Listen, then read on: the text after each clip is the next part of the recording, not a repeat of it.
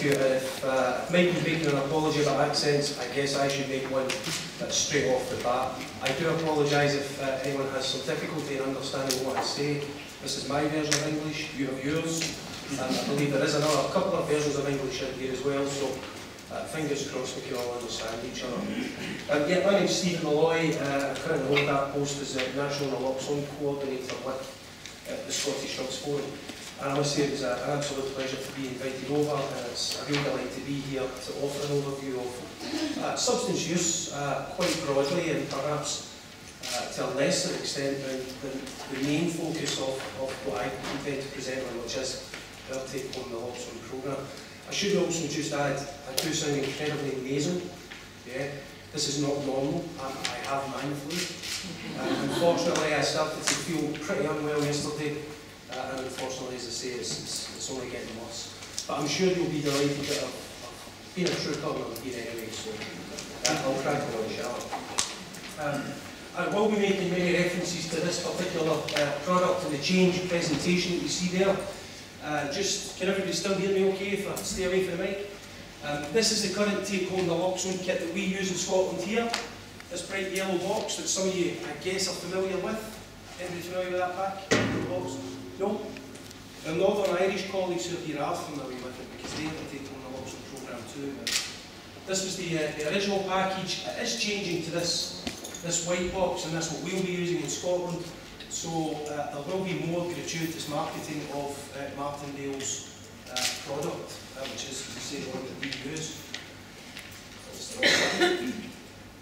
I should just say as well that I'm not a clinician, nor am I a researcher, you know, that essentially means that the type of presentation you're going to get from me will be slightly different to that of the very esteemed colleagues we have for the rest of the evening. My main role is actually more as a practitioner and training lead, and it's only in the past 18 months or so that I was very fortunate to take on the role as National Coordinator of the programme. Scottish Drugs Forum, and indeed my role, I guess, works to influence strategy and policy. So I work very closely with the Scottish Government Drug Policy Unit, the Specialist Pharmacist and Substance Misuse Group, the Royal College of General Practitioners, various other groups like this. It's about designing and developing workforce training programmes and community-based training programmes.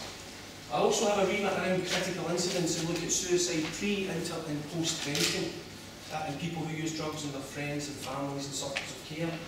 And a great interest in bacterial infections in people who inject drugs.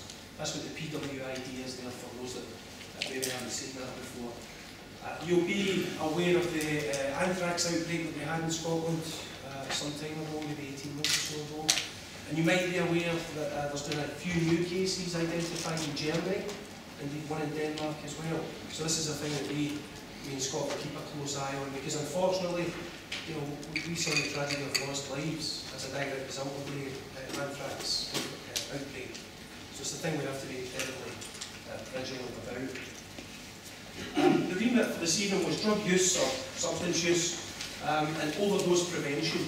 So, as I say, I won't talk too long about the drug use part of the substance use, because I'm guessing that most people here are very, very familiar with working with people who use drugs. Maybe see a show of hands of those who work directly with people who use drugs. Okay, right, huge number.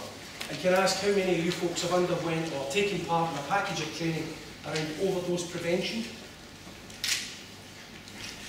Okay, so the vast majority here work directly with people who use drugs, but the vast majority have done no training around overdose prevention. Can I ask here who's involved with dispensing medications to people who use drugs? Okay, sorry? Pharmacists. Pharmacists, yeah. Okay. And interestingly, there's an overlap there, because a number of you folks are the very people who didn't put your hand up when we asked the question there about substance use and overdose prevention. So it's quite an interesting one, that, and certainly one we became very familiar with in Scotland. Many of the people who are engaging regularly with people who use drugs actually have never done any formal overdose prevention training. But we'll make reference to some of this throughout the presentation.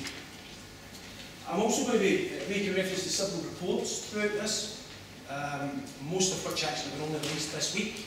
So I was quite late in sending my presentation. I actually only sent it yesterday. and that was because I was still furiously reading through some of these reports. So, making reference to the World Drug Report, the Global Commission Drug Policy Report that came out.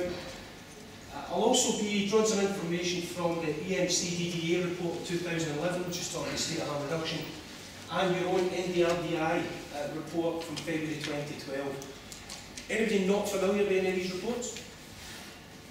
Cool. Okay. I should also highlight, and I'll just read this out because I think it's pretty crucial. In 2008, the World Drug Report of the UNODC acknowledged that choosing an enforcement-based approach was having a range of negative, unintended consequences, including the creation of vast criminal markets, the displacement of an illegal drugs trade to new areas, diversion of funding from health, and the stigmatisation of users. After 50 years of the current enforcement-led international drug control system, the war on drugs is coming under unparalleled scrutiny. Its goal is to create a drug-free world.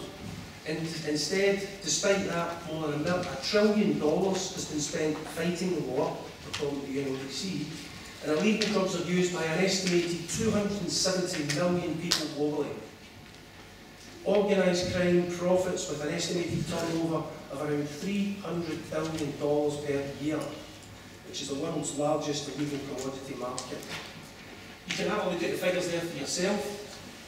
We are looking at somewhere in the region of 270 million people using an illicit substance in that particular year.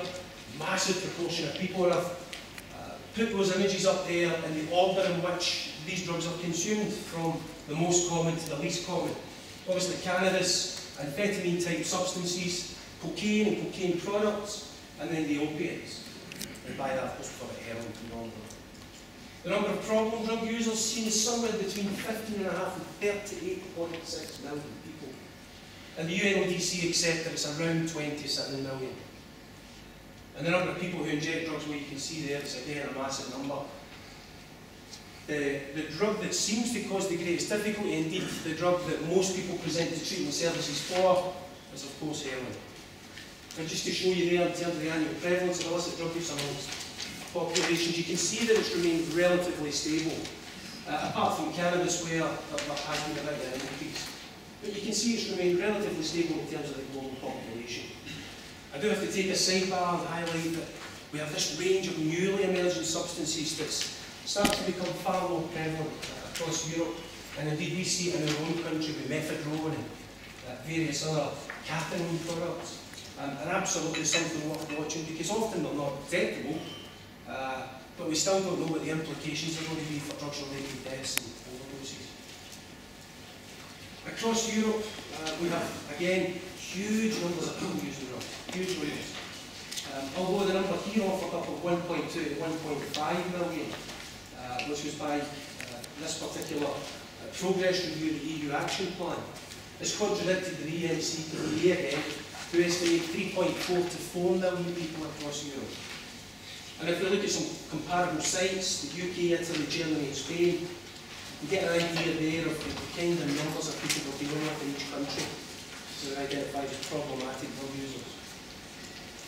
One of the other big problems we've got is inconsistency in the law and the approaches used to, I suppose, enforce those laws.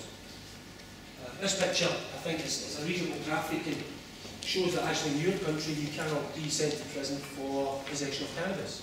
Small amounts of cannabis for personal consumption, which is different, of course, to so many other countries in Europe. Some of the countries have taken a far more pragmatic approach to how they manage substance use related issues, and perhaps taken a more public health or health-orientated approach, recognising that an enforcement-led approach doesn't really serve anybody.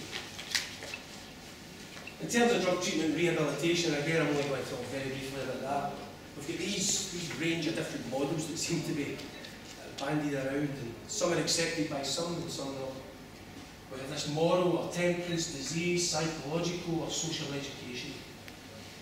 I guess what might be needed is a neurobiopsychosocial and bioeco model, just to make sure that everything gets caught in there, you know. But then unfortunately many people still hold the view that it's simply the person's own fault.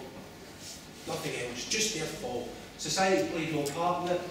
It really just comes down to this moral deficit and perhaps Some of this idea that it's a disease. All of these efforts made globally to reduce the supply of illicit opiates seem to have very little impact. And in fact, it was only in 2001 that we see here there was a massive reduction in the amount of opium that was produced, and that's because the Taliban were in charge. And essentially what they done was around cutting people's heads off and doing all that wonderful stuff to reduce the supply. As soon as the Americans moved into Afghanistan, we started to see an escalation of opium production there again. I'm not going to get into the geopolitical stuff because, as I say, I'm not a clinician or a researcher or a geopolitician. Interestingly, though, the heroin prices continued to fall across Europe. And in 1990, when an individual might have been paying $500 for a gram of heroin, now they're paying under 100. And in my country, in Scotland, we pay what, 40, 50 pounds per gram? A very small amount of money. Very small amount of money. But of course, it's seldom sold in grams. The typical user sold in tenner packs. So a person gets 0.1, maybe 0.2 grams if I'm really lucky for a tenner. I suppose one of the other things that we need to make reference to is, in 2010, only 20% of the global population of people with drug problems get access to treatment. This is a massive number of people who didn't get access to treatment, some 80%. So 5.4 million people were accepted into treatment. Massive number of didn't get access to it. And we need to ask ourselves why the restriction on treatment. I guess some people perhaps don't really recognise the full value and benefit of making these particular medications, these opiate substitution therapies available to people. OST has a huge list of benefits, and of course for me the one that's most interesting is the reduction of lethal overdose. Well evidenced, well understood, that if we provide people with an optimal dose of an opiate substitute, then they significantly reduce the likelihood of overdose death. Yeah. The other benefits, well, we could spend quite a lot of time talking about these, but I'm conscious that Dr. Bell there is going to talk at length and in far more detail, and undoubtedly it's a far better place than me to talk about it. But you can see yourself there, many of the evidence-based improvements are providing more autonomy. We'll just forget that slide. Methadone is probably the most widely researched, it's got the strongest evidence-based, I think everyone would agree. One big problem that we have in Scotland is that the general public seem to think that by providing an opiate substitute, we are in some way pandering to a drug user.